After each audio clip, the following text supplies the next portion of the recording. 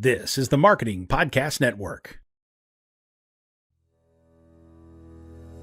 Welcome to Uncorking a Story, the podcast that introduces you to the rich world of storytellers who share their personal journeys, creative processes, and the stories behind their stories, one conversation at a time. I'm your host, Mike Carlin, and I'm thrilled to be part of your writing journey. If you're an aspiring writer, a literary enthusiast, or simply someone who believes in the transformative power of words, you've come to the right place.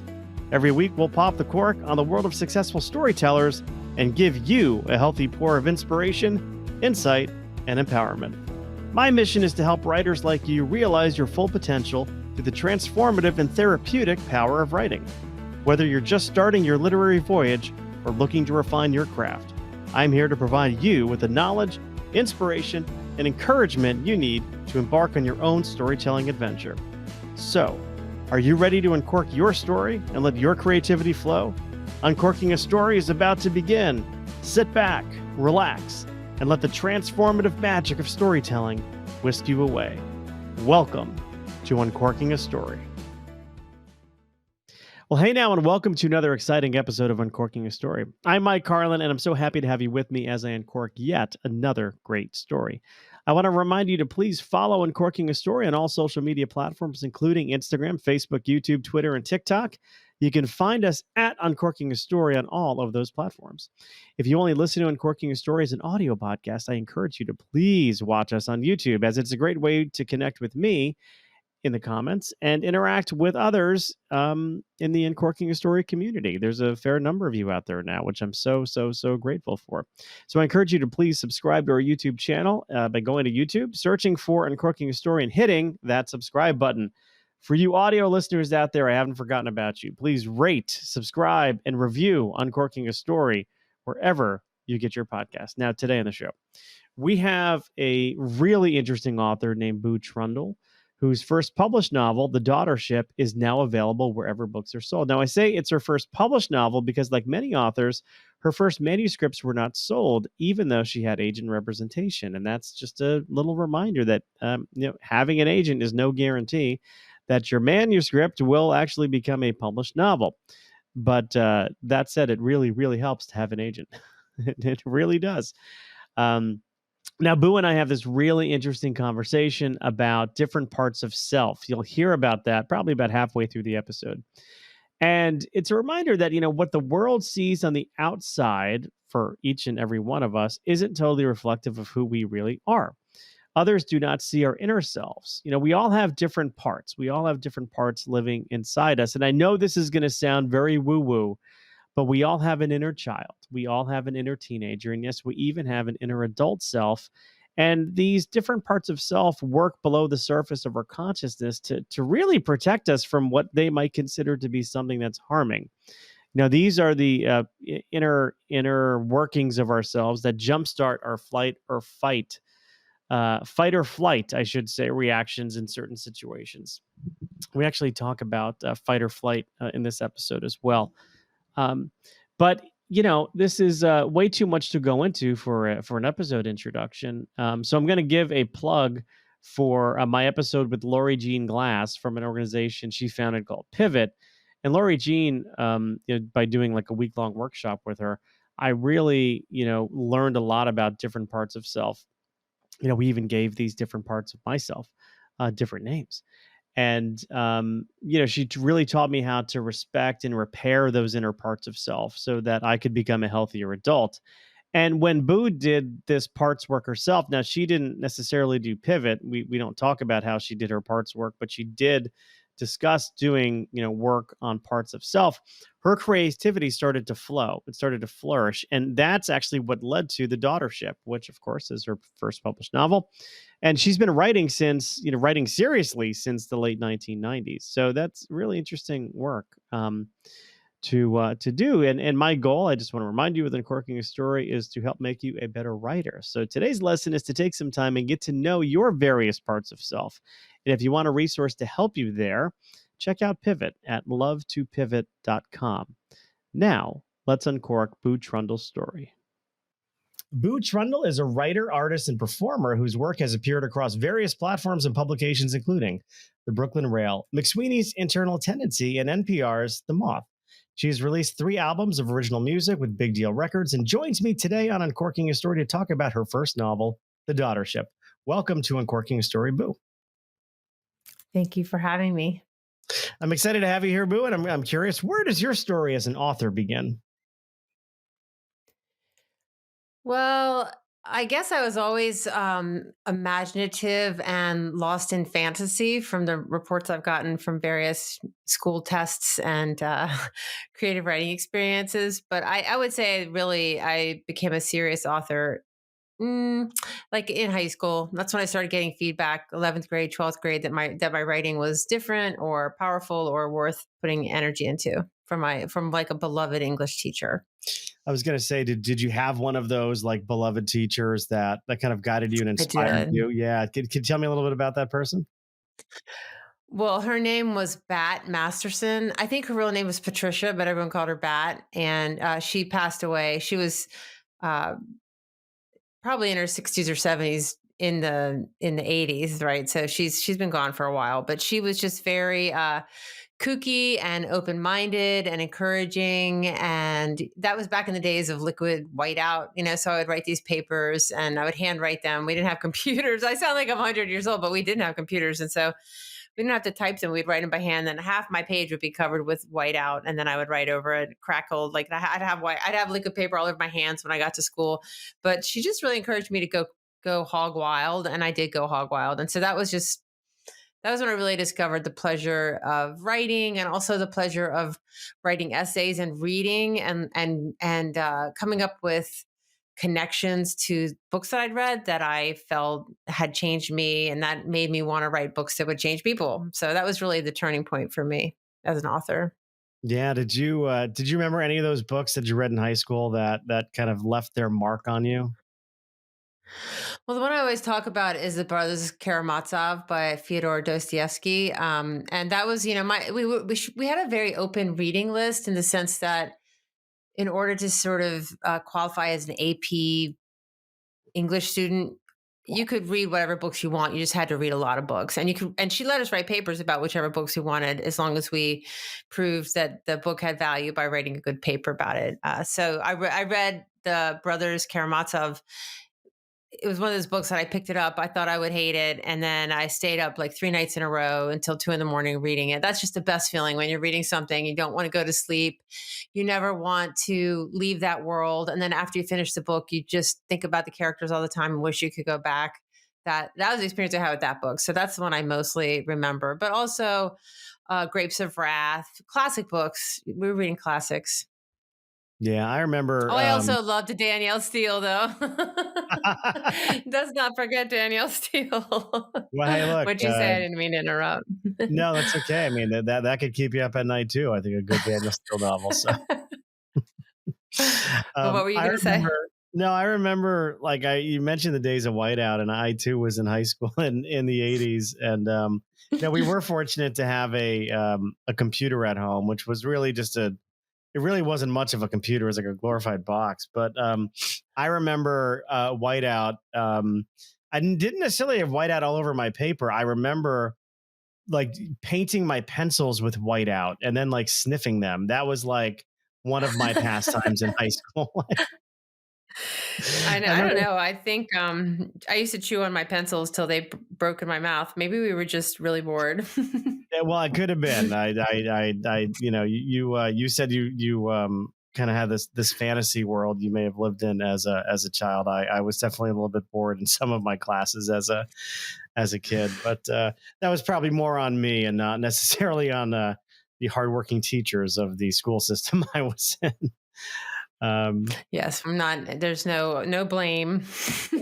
So after high school, what was next? Did you go off to college to study writing, or did you go off to study something else?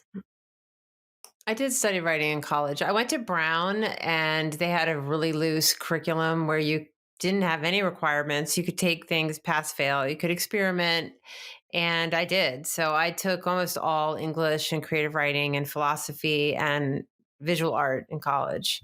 sort of regret it now sometimes that I didn't do a little more math, a little more practical history. I'm a little, there's some fuzzy edges around my understanding of geography, but I did exactly what I want to do, which was read books, write about them, write creatively, and make art in college. And that's what I'm still doing now. So, Yeah. Yeah. I mean, I find that, sometimes history and geography come into play. Like if I'm really into a Jeopardy, they come in handy.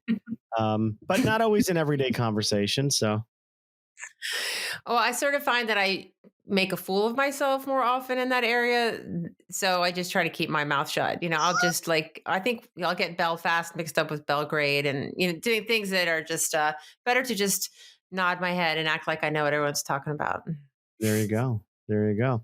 Well, what can you share? That's a skill. That's a life skill right there. Well, that is a good to be able to think on your feet is certainly a life skill, for or sure. just For or sure. just keep your mouth shut. Well, that's a very important life skill that many of us need to practice more often than perhaps that we do. Well, Um, not right now, not during a podcast, but well, it's an occupational hazard for me in situations such as these. What just to what can you? channel it. Yeah, you're doing a productive channeling. That's right. That's right. What can you share with us about the Daughtership, which I believe is your first novel? Uh, a lot, really. I could talk for hours about the Daughtership. It's not the first novel that I've written, but it's the first novel I've gotten published. And I think that the reason it was accepted by the publisher who accepted it is because it's very unique. It is.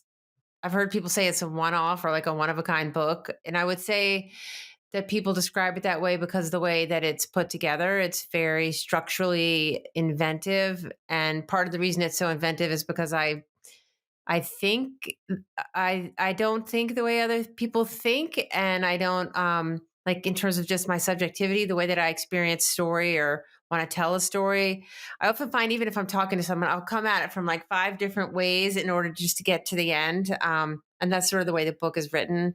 And I finally just accepted that about myself. I was always trying to write novels the way everybody else did, and then I finally just said, I'm just going to write this the way that it comes naturally to me. And I guess that was the winning move because this is my first published novel and I'm 56. I started sending books around, started sending my first novel around in 93. So it's been a while. I've been trying to get published. Yeah. So it's pretty exciting for me. It's been a really big year. Really. Yesterday, someone asked me, like, how has that affected your mental health? I said, that's a good question, but I think I dodged it, but it was a good question because it's been a really intense, pretty exciting, but also it's sort of wild when your dream comes true. Yeah. Well, I do want to get into a little bit of the content of the book and what it's about, but before we do, since you did mention writing since '93 and querying and pitching since then, what did you learn about yourself through the I hate to say the word rejection, but that is the reality that we all live with. What did you learn about yourself, by being rejected from those earlier works? Well, I've learned a lot about myself just through the process of being an artist. I was just actually just reading a book about, I love reading books about other artists, especially artists that I admire, because a lot of them struggled to get an audience or to get success. And I was reading about William Blake, who just was sort of hapless and hopeless during his lifetime, and now is one of the most famous artists of his generation, which was like in like 1700s in London. But it was just about how like all these other hacks were getting so much more success than he was at the time. But it's not like we want to hang our life dreams on hopefully being famous after we're dead. That's not the way I want to live my life. I just mean it as it's part of the experience of being a creative person, being committed to your vision, and learning how to make art, which I include writing as art. You have to be prepared for failure and rejection, but not just rejection, failure, just failure in the eyes of people that that for so many years I would say I'm a writer, but I didn't really feel like anyone believed me or that I had any clout because I didn't have a book. I didn't have a published book. And so now I have a published book, and I realize it's not really different on one side of that than the other in terms of your daily life. It's just And I guess I wish I had known that. I did really figure that out at some point. Like, a writer writes. If you write, you're a writer. You do not have to have a published book to call yourself a writer, but you do need to write.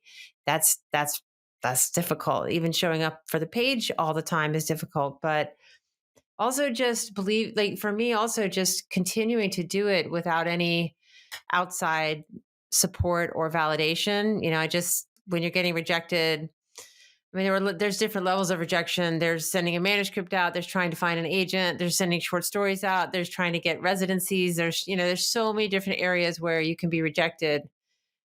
But to just continue to get up the next morning and believe in your project and have that be your North Star just is probably, it's character building, and it's probably, if you can hang in there, it's going to make your art and your writing that much better. I really do believe that. That may sound very like glass half full, but I really do believe that it's okay to be out in the cold for a long time, because when you're out in the cold, you're honing your skills and you're getting to be more original, more yourself. You're not trying to prove anything for anyone, and no one's watching you, and you're kind of left to be free to become the artist that you could really be without. So yeah, I guess that's a pitch for failure.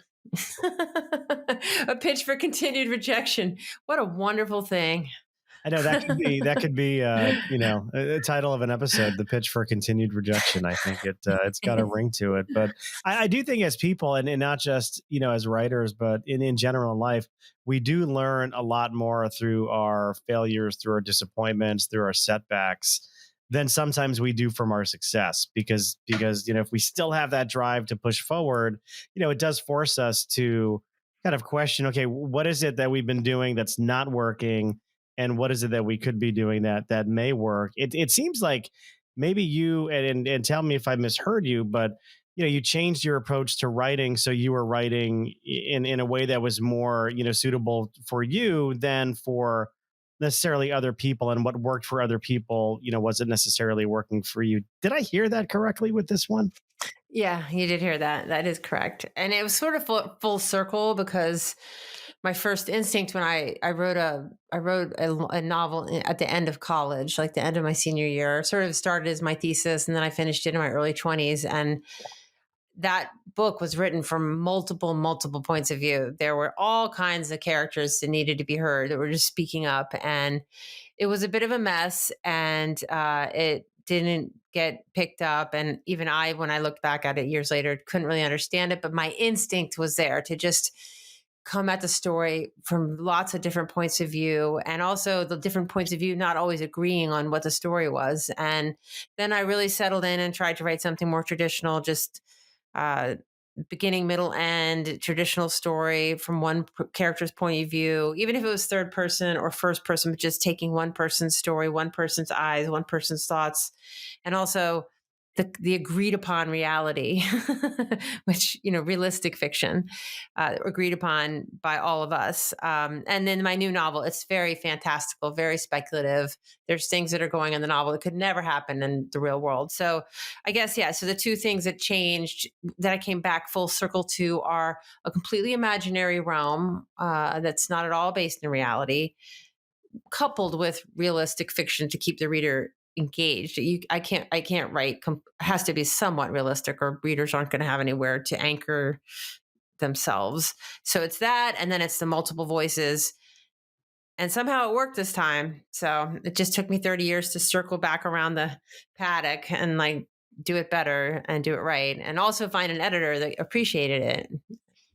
How did you do that? Um, Well, I have a really great agent, and her name's Alice Tasman Morris, and she's been my agent since the second novel, like 25 years ago. So she has gone out. She's been watching me progress and also helping me. It's not, we tried to get my other novels published. So she just really knows me, really believes in me, and she knew who to send it to. And she represents literary fiction, which is not that common anymore. And like, it is truly a literary novel. It's not a genre novel. It's not like a well-written mystery book. It's truly literary in the sense that it's kind of a novel about itself. The novel teaches you to read it as you read it. And Yeah, it's literary. So she knew who to send it to, and she sent it to an editor who, her name's Deb Garrison, and I adore her. And she buys poetry and fiction. So she's a poet and a fiction editor. And she is actually a poet. She edits fiction and she buys poetry. She buys fiction. So she was the perfect person for this novel because it is a very poetic novel, even though it's fiction. So she was just perfect. She was just, it was just a perfect match. And you really have to find that, I think.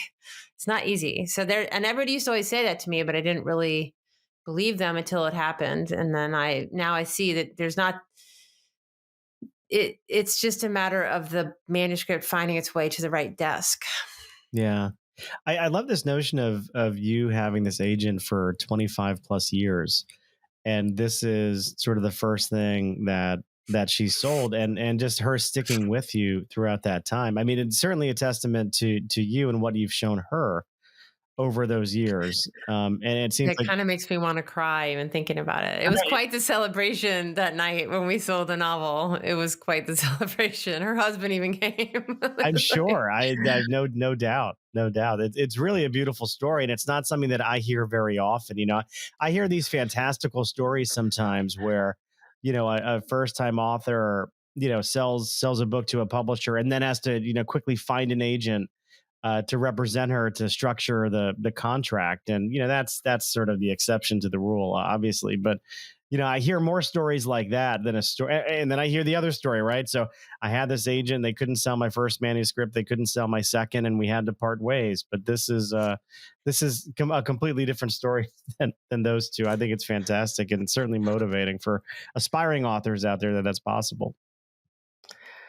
it is. It is. It's wonderful. And it doesn't mean that there were there were long periods where I wasn't really in touch with her because if I didn't have anything for her, there was no point in, pestering her and because I had to. I mean, that's the other thing about being a writer.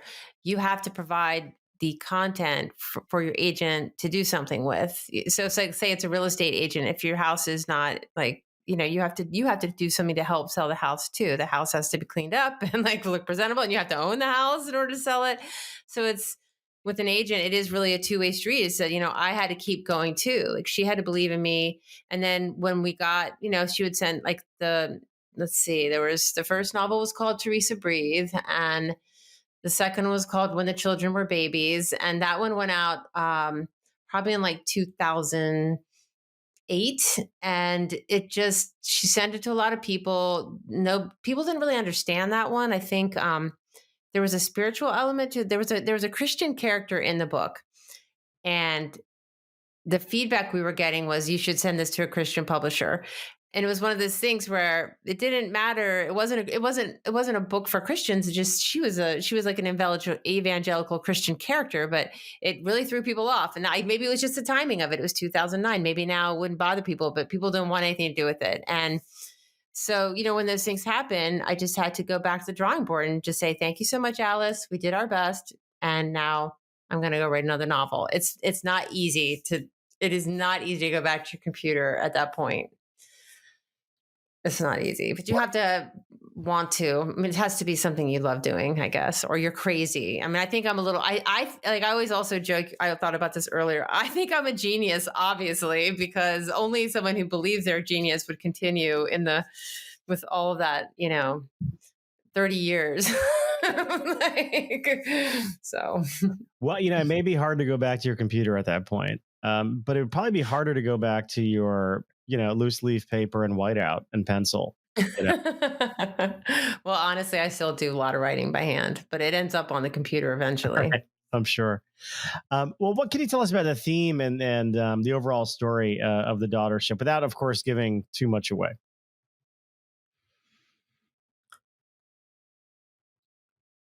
The theme of the book is integration, I would say. The main character is very split off from herself, and she's getting along in her life. She's surviving, but she's not thriving. And so she's not a person that doesn't have self knowledge, and she's not a person that hasn't done healing work or tried to make something of her life, but it's just not working. So she's in her 40s. So I think what's interesting about my main character, her name's Catherine.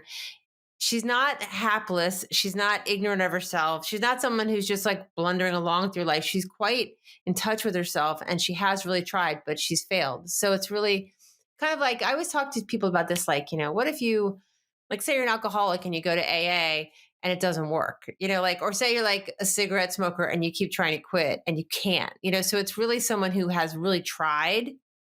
We were talking about failure. She's tried to make her life work and it's just not working.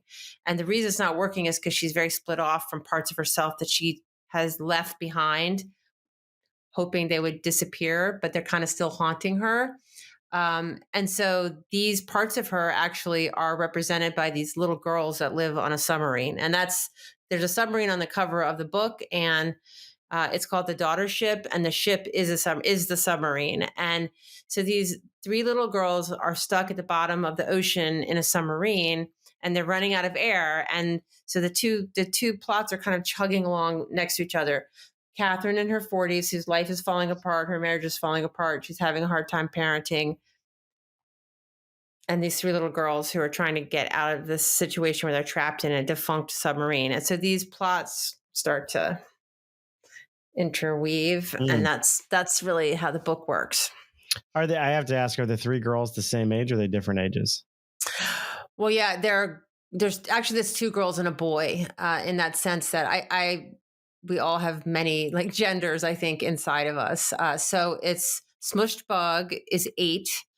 Truett is 15. He's a boy and he's a bully, very much in charge, like a little Boy Scout type, always trying to fix the engine, but is not really mature enough to know how. And then Star is a 13-year-old girl, but she's 13 going on 30 and really represents Catherine's sexuality, I would say. Maybe someone forced to grow up a little too fast, or? Yeah. Forced to grow up a little too fast. And also, I don't know, like that's one of the themes of the book too, is just how kids take in so much. We don't really give them credit for knowing what they know, but I don't know. I know that when I was little, I used to listen to love songs when I was 4, and I kind of knew what they were about. Even though I didn't, you kind of pick it up from the atmosphere. And then I also think that we all just have this kind of knowingness that we almost grow into. I think we don't give kids enough credit for what they really understand and know and can sort of experience like psychically, even though they're in these little squatty bodies. Yeah, but in some instances, or not in some instances, in some way, I believe that we actually, come into this life knowing a lot more than we're actually taught along the way. Right. And I love this notion of these three parts of self, which I think is what you're saying, that these three children represent, or maybe different parts of self. I'm a big psychology nerd, and I've also done a lot of self work. And I did this one kind of week-long intensive out in California where parts of self were was like a center point of the whole week, and just understanding your various parts of self, which are often represented by an inner child and an inner teenager, your younger selves, and the role that those younger selves still play in your adult life. Which ones are the protectors, it kind of understanding, they really integrate into your adult relationships, and understanding them and paying attention to them is actually critical in having healthy adult relationships. And so this makes me really curious about the daughter. I'm very excited about it. Well, yeah, that's actually what you're talking about is what it inspired that part of the book. Same kind. I did the same kind of inner work, and also just find reparenting and inner child work to be not just healing, but mind blowing. And when I was doing that kind of work, I just felt it had so much potential creatively to kind of blow out. It just blew my story out of the water. Like, it sounds like a pun on the submarine, but when I was doing that kind of therapy work while I was writing the book, and when I started to combine them and explore them together, everything just started really humming. And so, yeah, that's exactly what it's about. That is it. It's like, is she gonna? And also these are just 3 parts. There can be a lot more than 3, but they kind of have to work together. They're not working together. So like Smush Bug is the keeper of all the shame and like the sort of abuse that happened to them to Catherine when she was little. And Truett, who's the boy, doesn't want to hear about it. He doesn't want to admit it. He doesn't want to talk about it. He just wants to fix the submarine. He's a fixer. He just wants everybody to act right, get things working, shut up, stop talking, stop talking about that. It never happened. And Smushbug is always wanting to talk, but is not allowed to talk. And she's not big enough to force her voice on everyone else. And then Star is like dissociated. She's not really even in a body. So she doesn't have a lot of agency or ability to do anything, but she's kind of the energy of like Catherine's energy. She's seductive. She's beautiful. She's funny. She's always in a good mood, but she's not in a body. So that's easy. So all of these parts are like directing Catherine. She doesn't know it. She does not know it. She doesn't want to know it because she doesn't want to know what they have to tell her. So the question is she going to listen or not? Like, and that's sort of what keeps the book like sort of the plot going forward. Yeah. I mean, in a way, it sounds like this is the only time this book could have come out of you is after having done this kind of work. Well, yeah. And like I said, I think those parts were all there that first time I was trying to write that novel. But I was smoking pot all the time. When I was in college, like I would get notes on my papers, like, it seems like you were really high when you wrote this. And then I would be so offended. But of course I was, I would go away to see the tea. I'd be like, I'm really offended that you would say that, but of course I was. So I could not think straight. I couldn't sort it all out, but they were all there then too. I couldn't. I didn't have enough sort of maturity and mental health or the therapy tools to sort it out. So yeah, I don't think, I could never have written this novel before I started doing that kind of inner child work. So back in those days, when you were smoking pot all the time, did anybody sit you down and try and make you watch Reefer Madness? No, I didn't know where you're going with that. I know. I don't think I ever did see that movie. Oh, that one was a lot of Pink Floyd.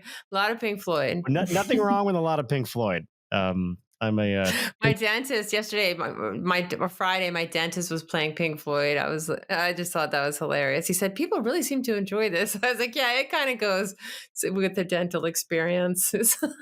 Yeah. I often get, the laughing gas, as they call it, whenever I have like major dental work done. And I always have like Pink Floyd on my playlist just to get me through it. There's something about David Gilmour's guitar sound that is just so damn soothing.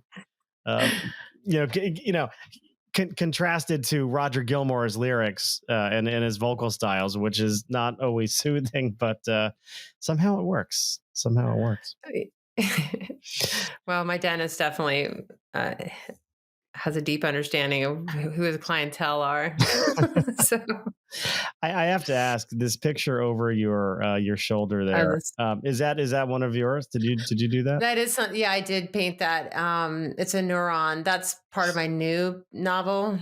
That's what, so like, let's say the submarine is the designing principle of the novel, in the sense that the metaphor of the submarine rising through the water, and then it hits the surface, and then what it gets, I don't want to go into all the details. You can imagine what, the whole thing about a submarine. I think part of the reason Catherine doesn't want the submarine to rise up is because then it's exposed, and then it's in danger of being bombed or whatever could happen. And although it's also a weapon, so I really use that submarine as a designing principle to structure the novel. So I'm trying to use the human body as a designing principle for my new novel, which is called The Emotional Future.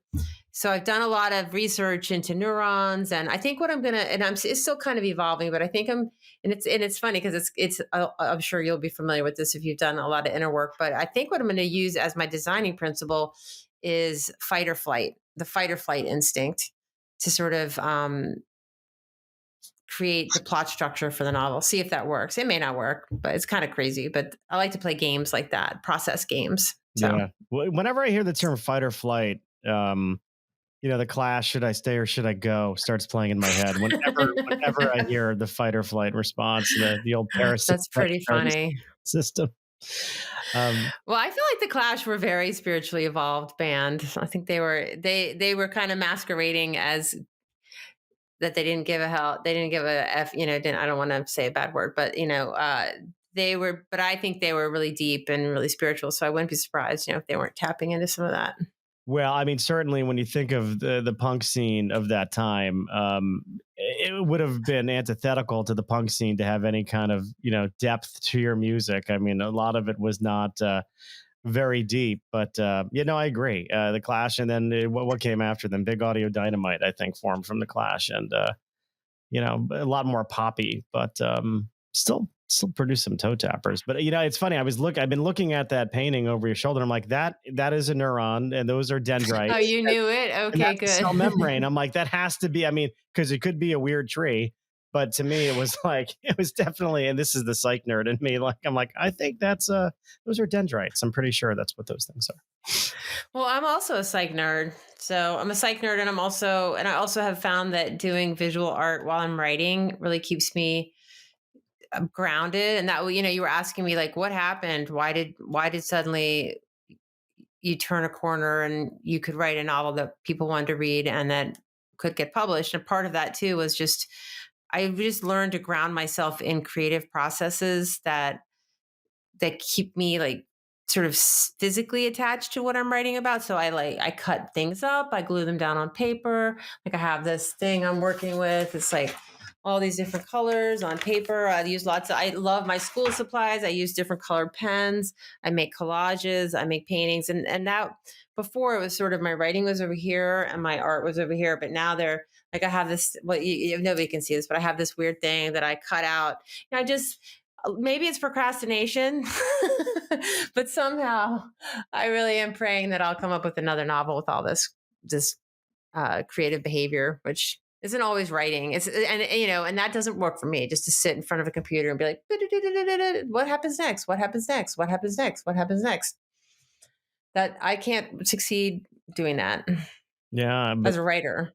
But it sounds like you're integrating. We were talking about parts of self. You're integrating all these creative parts of yourself, and then channeling it maybe into using a few different mediums, but eventually winding up on paper. And that's Hopefully. that's a superpower that I'd say many authors do not possess. Well, everybody's different.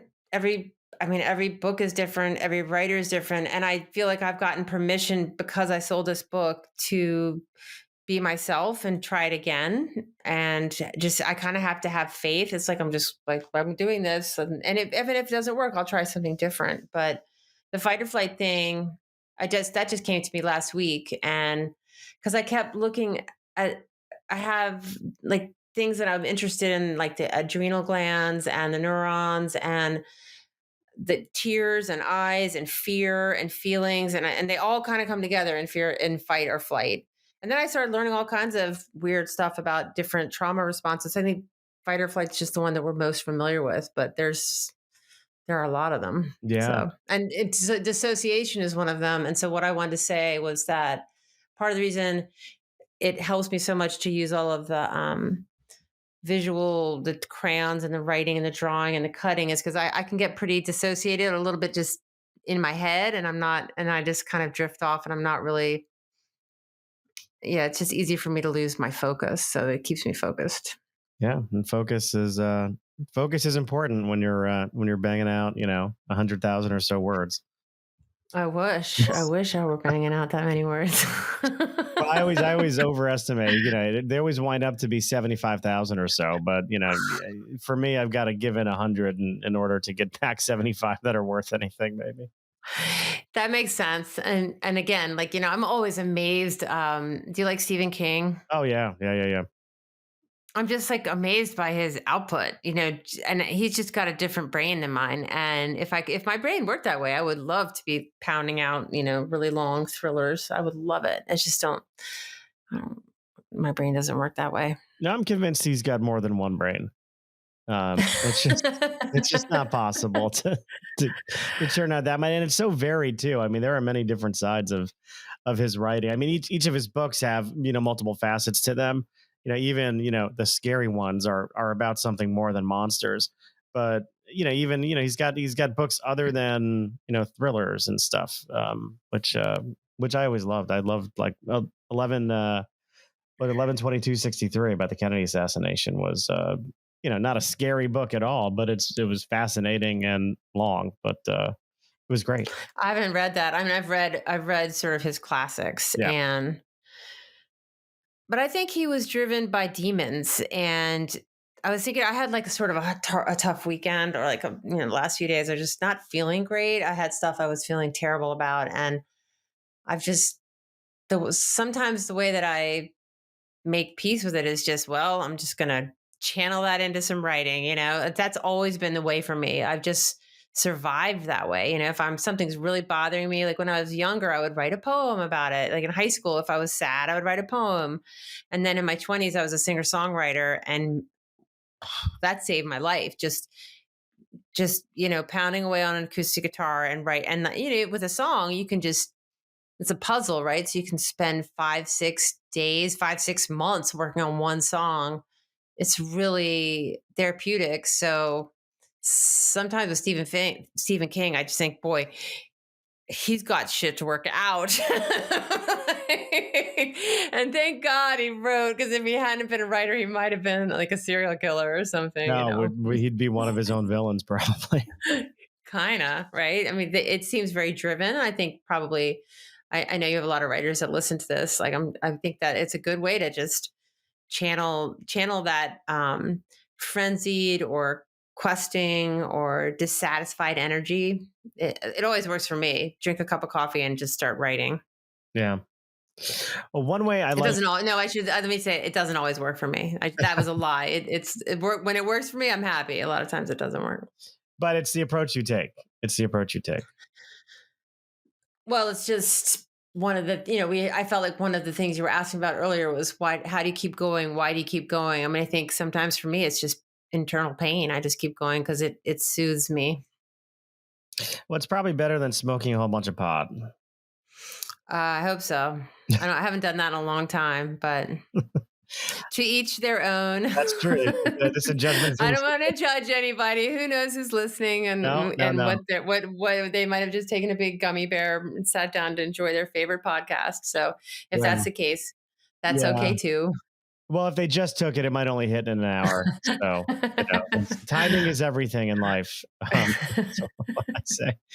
I always like to end with a couple of pop culture-y type questions to get to know my guests. And oh no! I know these are always scary, but I'm curious. When you were younger, when you were a kid, did you have any favorite TV shows? Of course, it just depends on what age.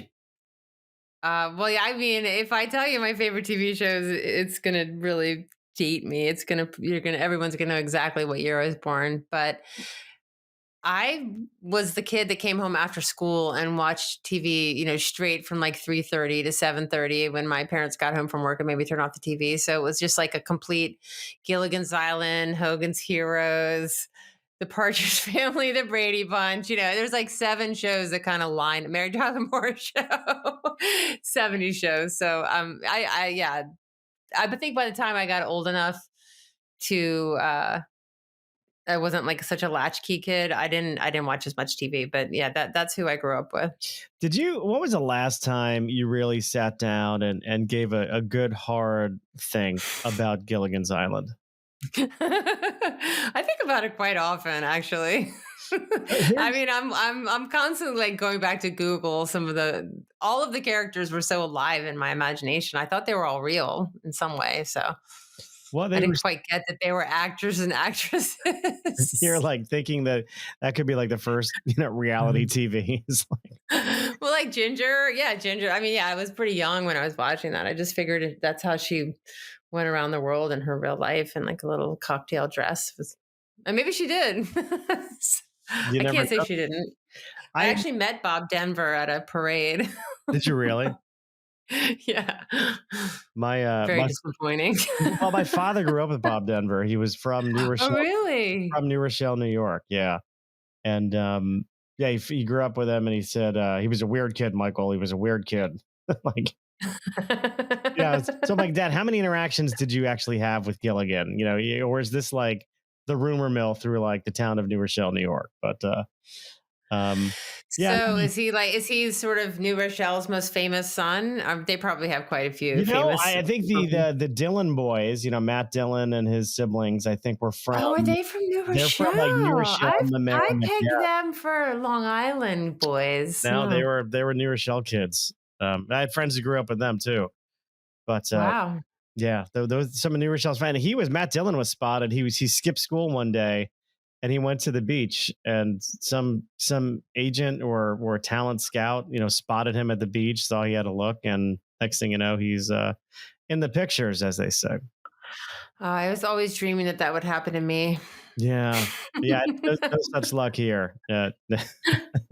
But maybe it's because I didn't skip school. Maybe that was the secret. If I had just skipped school 1 or 2 times, I could Yes, have that's had the message. my big That's the break. message that you need to send out to the nation's youth.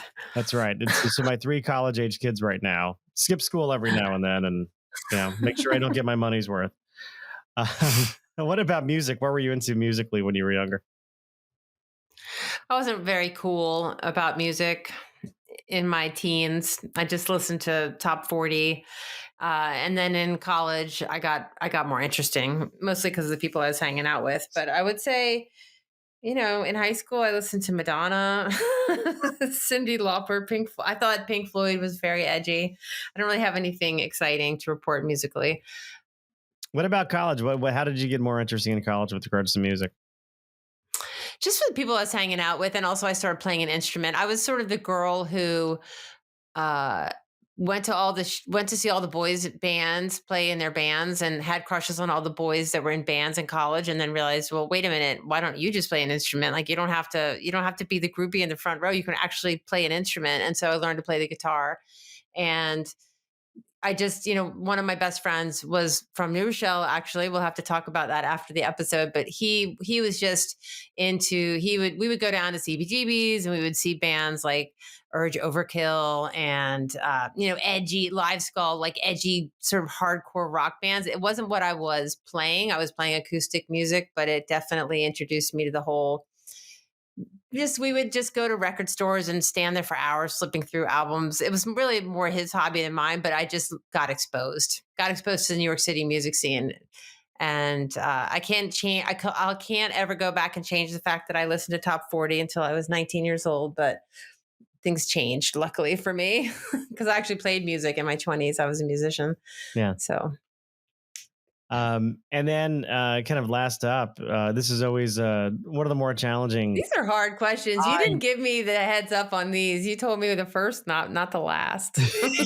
Is this the last one? Because this is going to be the ultimate stumper. I know. I don't think it'll be a stumper given all the self work you've done. But if you could go back in time and whisper some words of advice into the younger Boo's ear, what would you tell your younger self? I would tell her to always be on her own side. No matter what, even if she's wrong, just be on your own side, stick up for yourself and put yourself first. I know it sounds selfish, but nobody else is gonna. You see, that wasn't a hard question. I might regret it later. I'm really going to regret the Gilligan's Island, but I can't go back in time. Here's my beef with Gilligan's Island. The professor could build a radio out of coconuts, and like he could build an exercise bike out of all of the various, an exercise bike that could power the radio. Why not fix the hole in the boat? Why not fix the boat and get them off the island? This has plagued me for I guess since childhood. That's a really good question. Did he even try? Weren't they always trying to fix the boat and get off island? I feel like there was always maybe they were just trying to flag. Maybe they were always just trying to flag down planes. Yeah, I don't think they were really trying to get off the island. They were just enjoying their coconut cocktails and it seems like they were having a grand time. No one had to pay taxes, I imagine, over that time. They seem to be eating. Little House on the Prairie. I forgot to mention Little House on the Prairie. Well, I mean, Pa playing the fiddle is very disappointed. The ghost of Michael Landon is going to come haunt you tonight for forgetting that. Well, I have to ask, where can people learn more about you, Boo? If people want to learn more either about your writing, your music, your art, where could they go? Well, I'm glad you asked. Well, first of all, back to the novel, The Daughtership.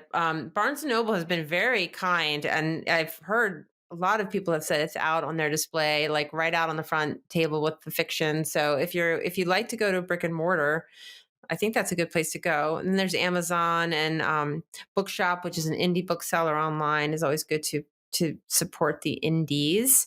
So yeah, it's everywhere. So you can buy the book. And then if you just want to check my shenanigans out, that's on Instagram. Most of them's on Instagram. I am sort of slightly embarrassing myself on TikTok, but very, very minimally. But yes, I'm on Instagram as Boo Trundle. All right. I'll be sure to put links to your book as well as your website and your social media in our show notes so people can just tap on those to learn and follow. Boo, I have to say, thank you so much for stopping by Uncorking a Story and letting me uncork yours. Thanks for having me. Thanks for uncorking me.